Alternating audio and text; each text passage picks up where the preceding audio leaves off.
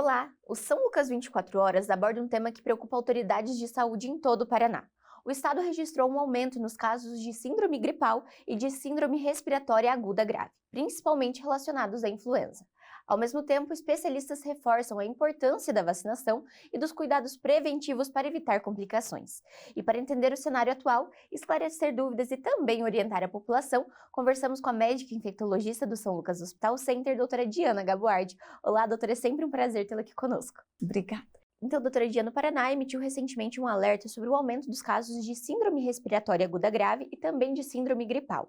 E eu gostaria que a doutora explicasse, então, o que é que está acontecendo neste momento e por que o aumento tão cedo dos casos dessas doenças.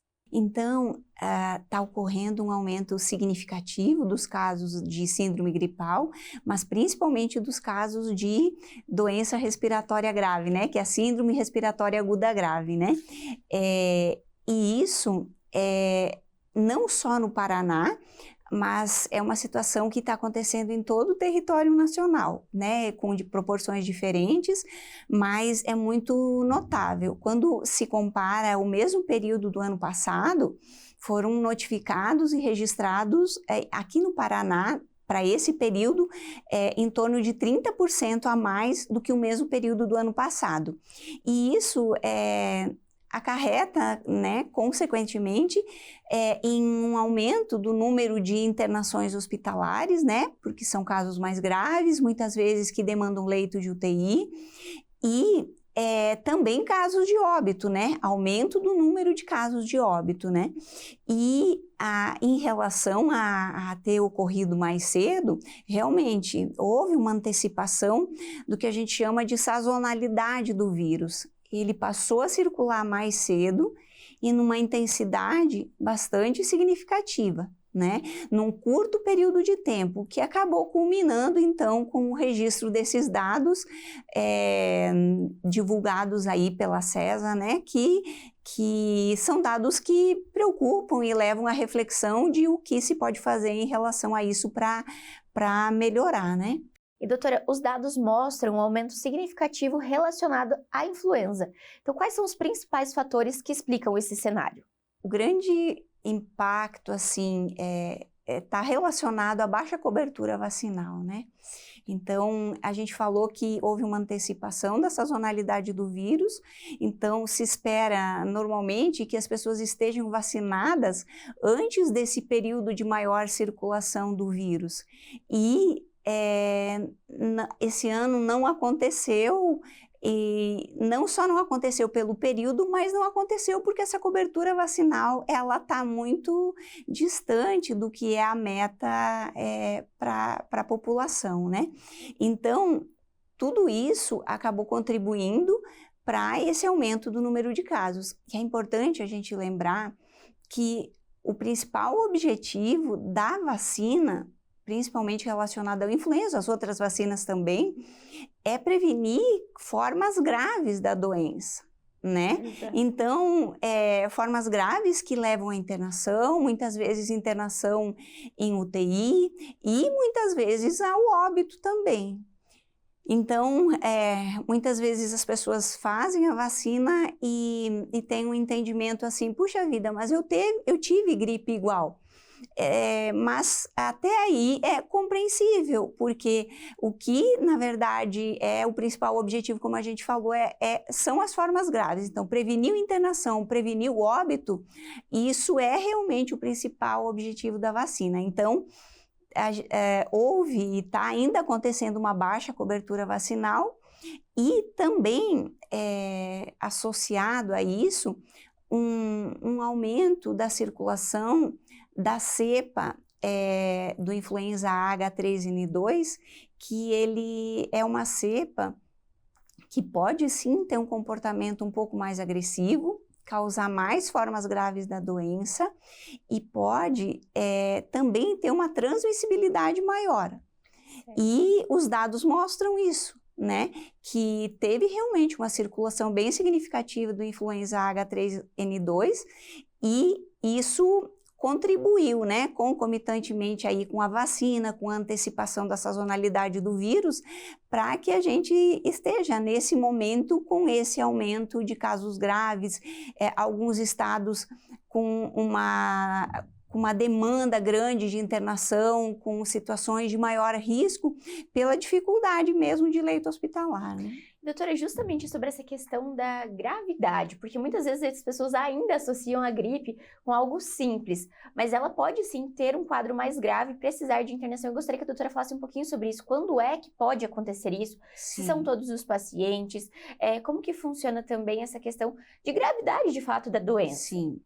Então, é importante a gente lembrar que sim, existem os grupos de maior risco, a gente fala na sequência, mas que qualquer pessoa, ela pode ser jovem, não ter nenhuma comorbidade, ela pode fazer formas graves, né, da doença, seja por influenza, seja por outros vírus respiratórios que também circulam e podem causar formas graves,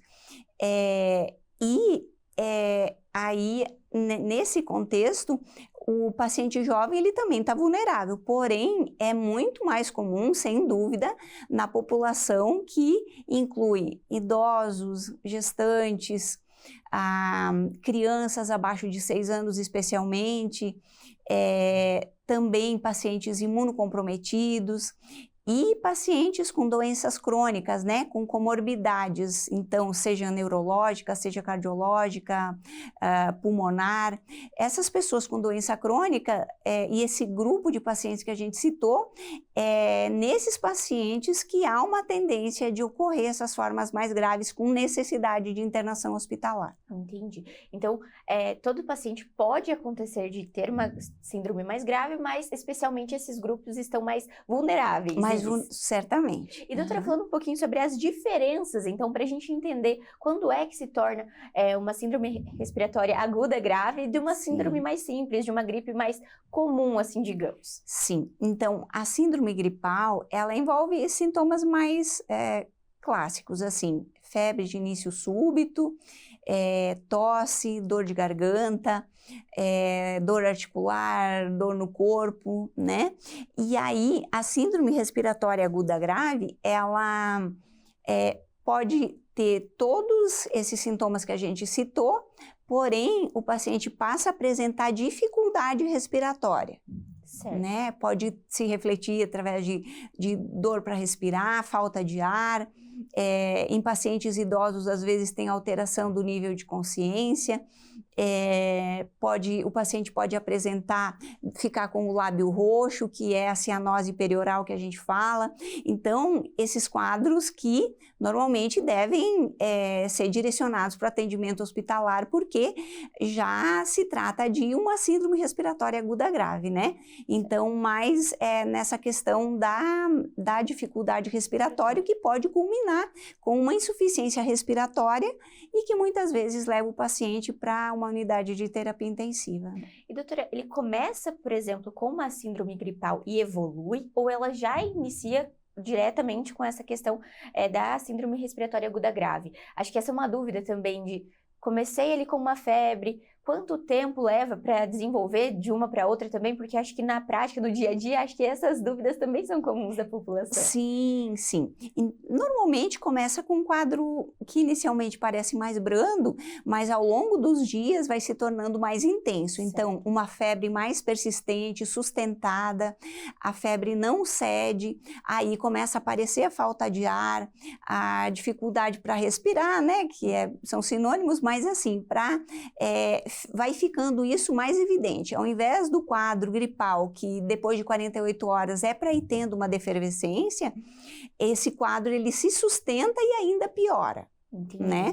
Então, isso na verdade, sim, em geral é progressivo. Pode ter um quadro mais agressivo e assim, mais precocemente ter esse quadro de falta de ar, insuficiência respiratória? Pode, mas o habitual é que comece com sintomas gripais e vai evoluindo e piorando ao longo dos dias, né? E doutora, falando um pouquinho sobre essa questão, nós falamos da influenza, mas tem outros vírus também, como o próprio Covid-19, que ainda é muito falado também. Eu gostaria que a doutora explicasse um pouquinho sobre o que essa diferença dos vírus causa, então, na população. O vírus, ele é o responsável pela síndrome, mas tem diferença também nos sintomas ou não? É importante a gente lembrar que, assim, são diversos vírus, né, que a gente tem. A gente lembra mais dos que são, assim, mais frequentemente comentados, mas, assim, eles... Todos eles, né? A gente falou de Covid, por exemplo, sincicial respiratório, influenza. A manifestação clínica deles pode ser muito semelhante, né? E ainda nesse contexto a gente tem... Então, esses 3 vírus que eu citei são importantes, e é importante a gente ressaltar que tem vacina para eles, né? São os 3 que têm vacina e que é muito importante buscar esse imunizante, porque é a principal forma de prevenção, né? Porém, a gente tem outros vírus que aqui no Paraná os dados mostram que nós tivemos uma circulação bem significativa de outro vírus, que é o rinovírus, por exemplo, que também deu síndrome respiratória aguda grave em muitos pacientes, principalmente nas crianças. Então, para esse vírus não tem vacina. Eu acho que assim, pegando só o gancho nesse contexto, que não dá para diferenciar clinicamente qual vírus que é, e que todos eles podem sim dar síndrome respiratória aguda grave.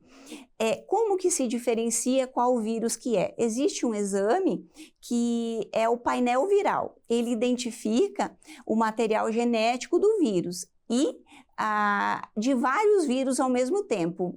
Alguns são selecionados 5 vírus, outros mais vírus, mas você busca identificar o agente causador e tenta direcionar as medidas para aquele agente. Porque, por exemplo, para a influenza, a gente também tem o Tamiflu, né? Que é uma possibilidade de auxiliar no tratamento. E para a COVID também tem um medicamento para um determinado grupo específico, que é o Paxlovid, né, o Nilmatrevir, e então quando você faz o painel viral e você identifica, às vezes você tem a oportunidade de usar, conforme a situação, esses medicamentos, né? Então, e para o sincicial respiratório nós temos, por enquanto, a vacina, né? E os demais vírus, realmente, a gente ainda não tem um imunizante, né? Então, essa questão também de identificar o vírus auxilia tanto na questão de direcionamento do tratamento, quanto também até para entender o perfil do que é que está circulando também, né, doutora? Essa questão epidemiológica mesmo, de modo geral, porque quando se chega a muitos pacientes com o mesmo quadro parecido, também se tem essa questão de dados, de fato, que foi essa questão do alerta. É importante também nomear esses vírus para entender Sim. o que vai acontecer. E acho que é interessante, e outros médicos já falou também sobre essa questão da vacina, porque ela vem do ano anterior também, né, doutora? Então, o que foi circulado vai fazendo essas atualizações também para imunizar a população conforme o que foi mais circulado. Isso? Mais ou menos dessa forma? Isso. Normalmente, a vacina aqui, ela é feita baseado no que circulou mais no hemisfério norte, né? E aí, se o vírus sofreu alguma mutação, então tenta-se fazer ajustes nesse sentido, e a vacina, ela é produzida baseada nisso. Então, ela sofre modificações e importante, por isso, vacinar todo ano e até... Justamente essa questão, né, doutora? Todos os anos. Por que que a gente faz? Ela não tem essa questão de eficácia de uma vez tomada, para sempre ela vai proteger, né? Até por conta justamente dessas variações dos próprios vírus. Exatamente, exatamente. A gente tem, por exemplo, a cepa que circulou e ainda está circulando de forma significativa, que é o H3N2 influenza A, ele tem uma característica de sofrer mutações com mais facilidade. Certo. E isso facilita para ele um escape do sistema de defesa do organismo, do sistema imune, né? Então, à medida que essa vacina ela é atualizada, é feito esses ajustes para tentar adequar para essas modificações que o vírus sofreu a cada ano, né?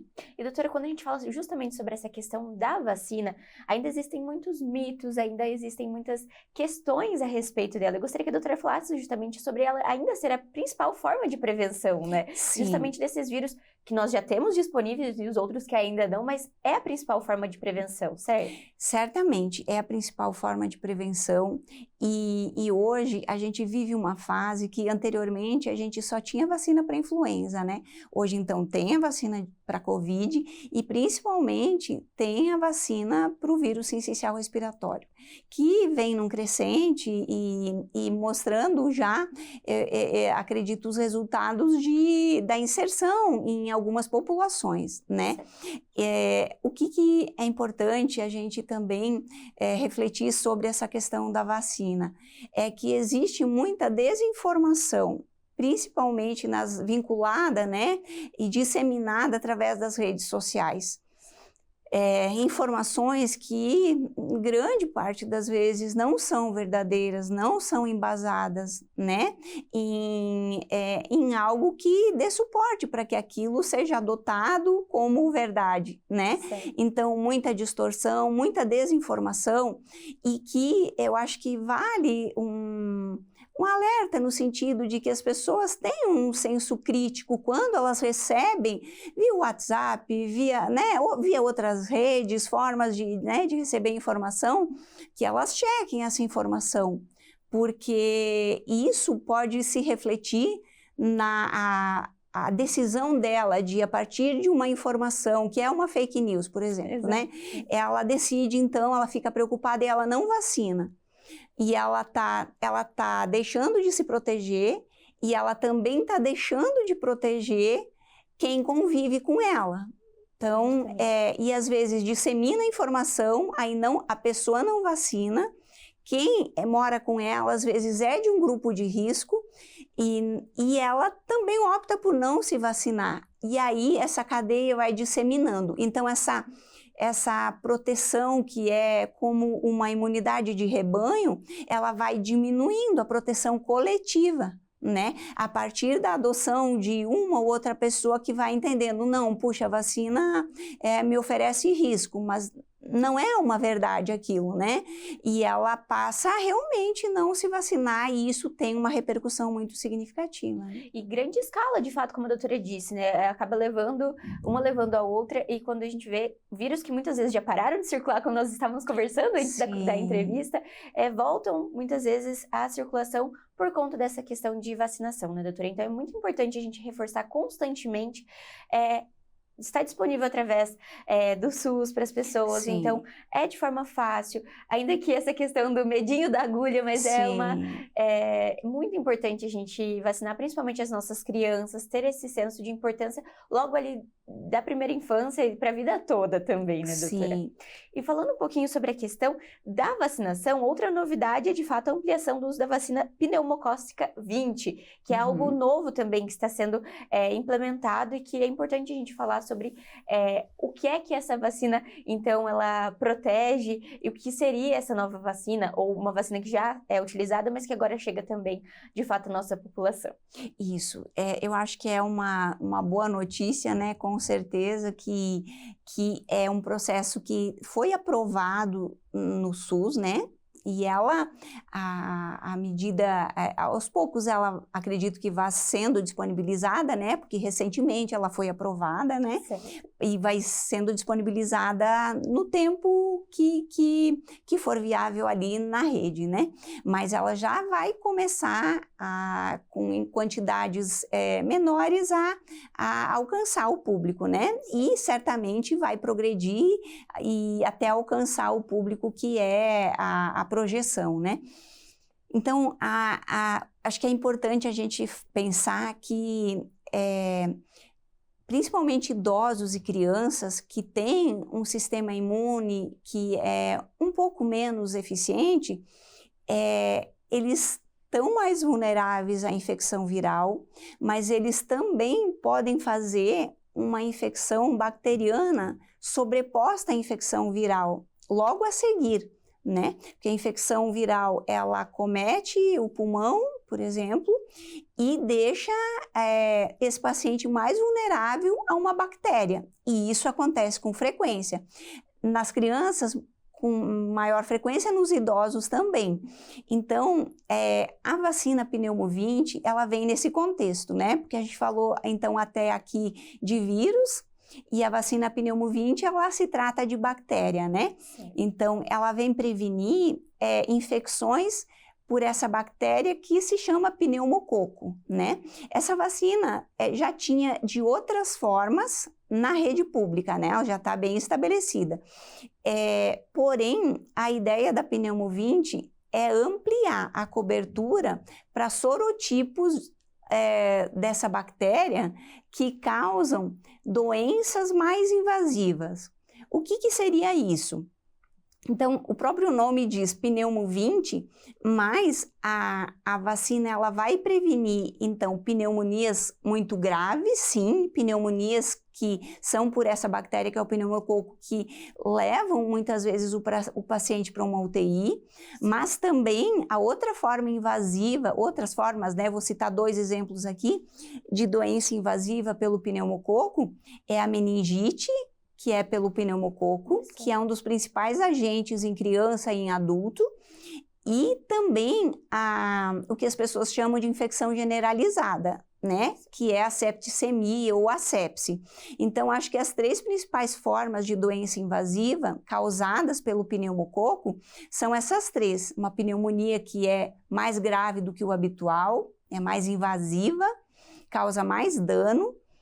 Uma meningite que, né, acho que dispensa comentários, todo mundo sabe da gravidade da meningite bacteriana, e a disseminação, que é a infecção mais generalizada, que é a sepse pelo pneumococo. Então, cepas que causam mais doença invasiva foram incluídas na pneumo-20 e que a partir desse momento, né, vão ser contempladas aí progressivamente, né, porque o processo está no inicial ainda, mas é uma grande conquista aí do serviço público para a população, né. E que é importante a gente justamente divulgar essas informações que estarão disponíveis para, assim como as outras, os outros vírus, no caso dos vírus, tem as vacinas também disponíveis, esse novo ganho de fato para a população. É importante a gente entender o que tem disponível para a gente, de fato, vacinar a nossa população, as nossas crianças, os nossos idosos, que são os grupos prioritários também, como nós falamos ao longo da nossa conversa,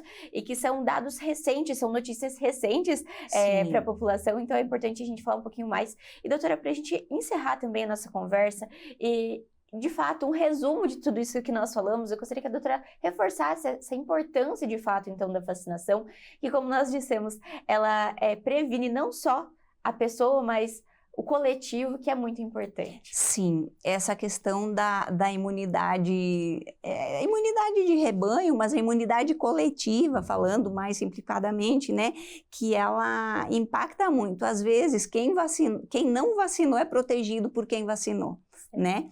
E reforçando mais uma vez que o grande objetivo da vacina é prevenir contra as formas graves e óbito. É importante também, aí, dentro desse contexto, entender que o recurso maior para que os casos graves não aconteçam continua sendo as vacinas, e elas são o principal recurso e elas funcionam, né? Agora, de medidas também de proteção, né? O que é importante, assim, na sequência da vacina, né? A importância da higiene de mãos, que é a medida mais antiga, mas que impacta, né? Ter o álcool em gel quando tiver disponibilidade de carregar, ou, enfim, higienizar a mão de alguma forma. Também, quando a pessoa, ela está com sintomas gripais, evitar sair de casa, e se precisar de sair de casa, use a máscara. Né? Se usou tanto na época do Covid, mas ela continua valendo, porque precisei sair de casa, então usa máscara, é uma forma de diminuir a transmissibilidade. Também evitar contato com pessoas que estejam com sintomas, evitar aglomerações. a gente sabe que essas medidas são de conhecimento de todos, né? Mas quando a gente vê um cenário como está o cenário atual, de progressivo aumento e segundo os órgãos oficiais, uma tendência a aumentar, porque ainda a gente tem um período de frio aí, inverno pela frente. Aí estamos no comecinho ainda, né, Exatamente. doutora? Então, a projeção é de que isso vá num crescente, né? Sim. Então, cabe a cada um essa reflexão de, dentro da sua realidade, o que é possível fazer. Assim, lembrando que a meta de vacinação, ela ainda, né, na nossa cidade e a nível de Brasil também, ela está longe de ser alcançada e que é importante que isso, que se busque a vacinação para mudar esse cenário, né? Se acaso o paciente venha apresentar sintomas mais graves, como a doutora citou anteriormente, também que busque, de fato, ajuda médica nesse caso, né? Os prontos-socorros, para que entenda também que não evolua para uma hospitalização, né, doutora? Acho que é importante também ligar esse alerta aqui. Caso o paciente também fez a vacinação, fez tudo certinho, mas ainda assim tenham casos mais graves, ou até mesmo as crianças, idosos, ligue esse alerta, então, de apareceu os sintomas, começou com as dificuldades respiratórias, também procurar o pronto-socorro. Certamente. Para atendimento, certo? Para atendimento, né? Isso. E lembrando que tem medicações, né? Para as duas. Tratamentos corretos. Né? Então, assim, para a COVID tem medicação para os casos específicos e para a influenza tem o Tamiflu, que hoje ele é acessível, né?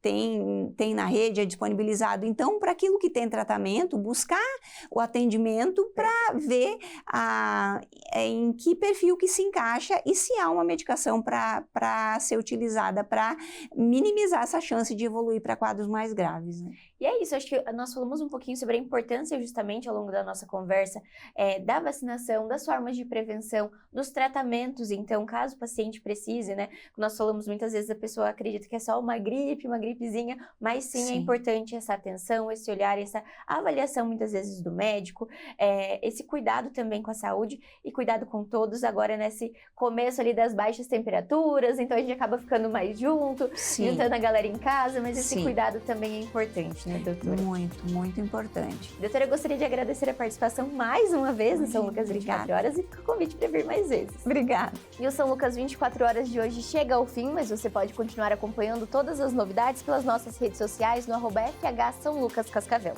E na próxima edição seguimos trazendo temas relevantes para a sua saúde. Até o próximo!